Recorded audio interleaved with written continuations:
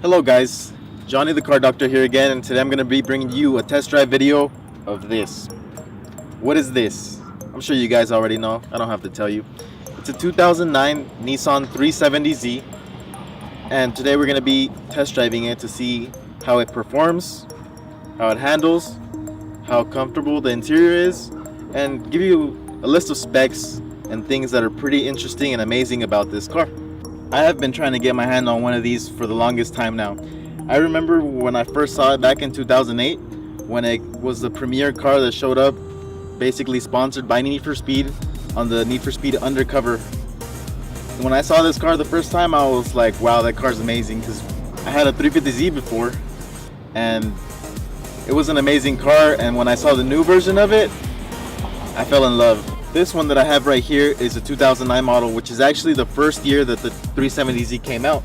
The same model actually has run all the way to 2011, and in 2012 and so forth, they actually did a little remake of the bumpers and a little bit more visuals. Not really much has changed, but they did put a LED strip right along that area in the bumper. This one is actually the upgraded model. It's not the Nismo, but it's not the base model.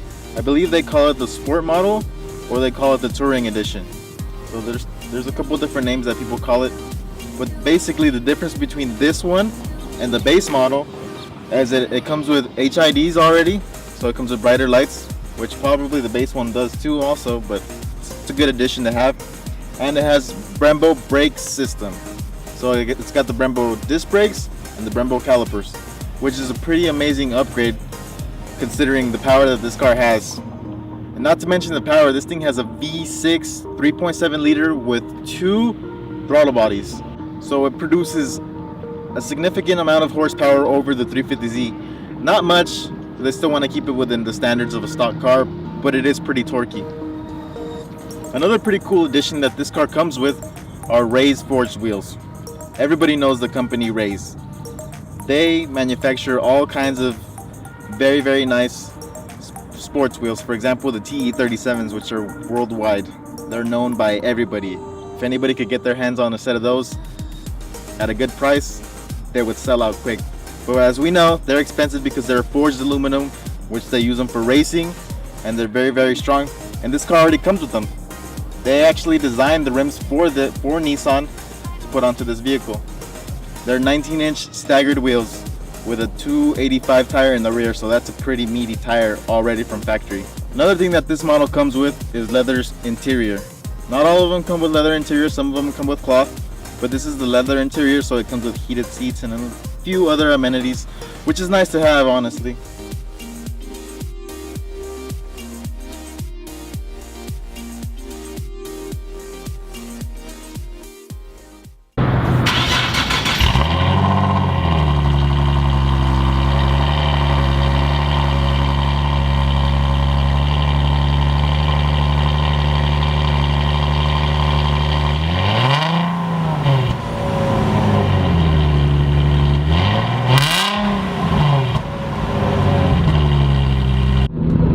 Finally get to drive the 370Z.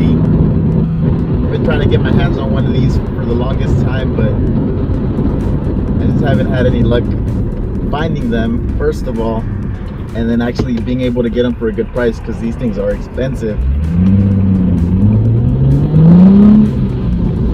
Nissan is one of the major Japanese manufacturers there are, so therefore, you know, it's Japanese engines, Japanese cars. They're all very reliable, and they are all really good cars. I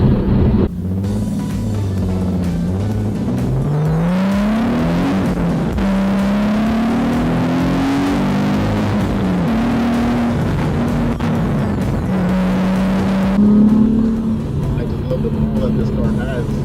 It's ridiculous. You guys can probably hear the exhaust noise stepping a little bit.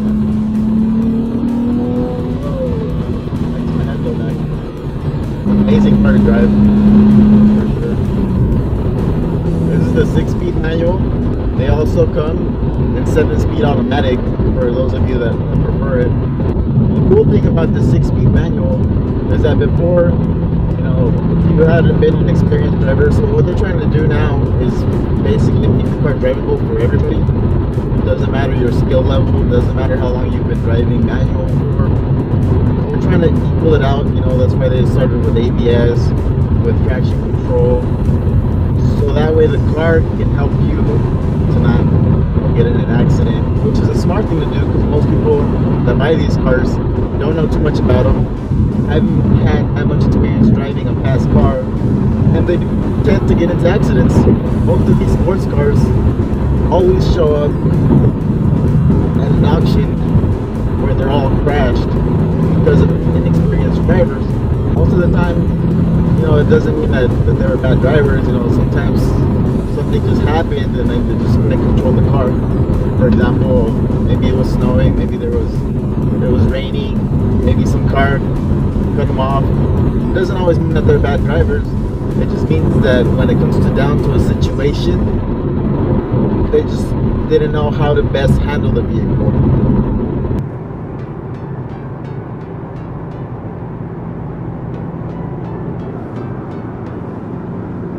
So I'm rolling next to this F-Type.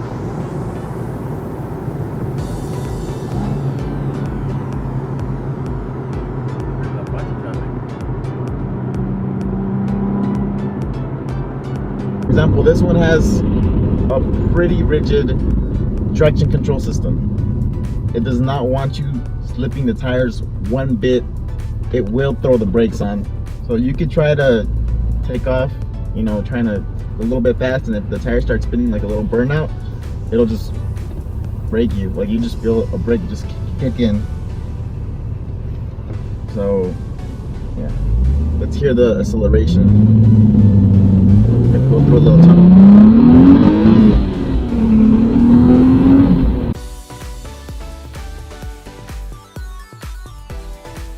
So another cool addition that this car comes with to help the driver is something they call S mode, which I'm guessing is sport mode. What this does is it rev matches for you. For example, right here. And downshift in a second, you hear it accelerate. That's not me pressing the gas. That's the car rev matching when you downshift. Because when you're downshifting, you have to actually press the gas, kind of evaluate where the revs are gonna be. So that way, when you downshift, it doesn't put you into a braking downshift. It just kind of smooths into it, and it's not something that, oh, if you're accelerating too much, it's also gonna take off on you even when you downshift. So you just have to hold it for like a couple seconds and then it'll come back on, or you can take it off, vice versa. So it's a pretty unique feature that I haven't seen in a lot of the other cars that I've driven. This is actually the first one that I've seen that, and it's probably because it's probably one of the newest of the bunch of manual cars that I've driven. But they don't really have rev matching. Since this is the upgraded model, you know, it comes with Brembo disc brakes, front and rear, and then it comes with the leather, which is actually really nice. The leather is really nice, and the interior of the seats are suede. They don't really come with a Z badging in it or anything, but they're still really nice seats, and they're really comfortable.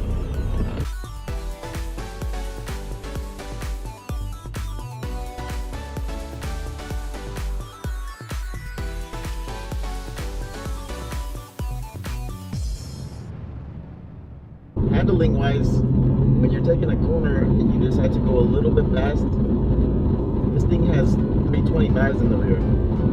It has really excessively fat tires in the rear. And I'm not sure if they'll come with it with these tires or they just put them on just for more traction, because it will rip them loose. So this car, you can actually drift it really easily. If it wasn't for the traction control, it would be drifting every single corner if you step on the gas.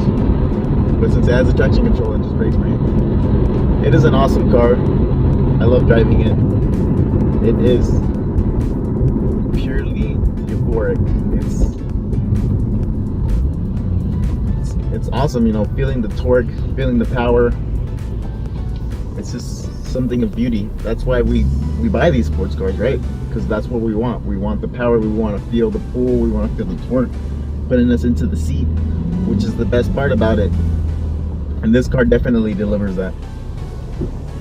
The only thing is you do have to be careful. So this isn't one of the cars that you're gonna buy as, you know, for your son, for your daughter, It's something that you don't buy as your first car. This is a car that you progress slowly into because of the power that it has. It can be quite dangerous, and it can also get you in a lot of trouble.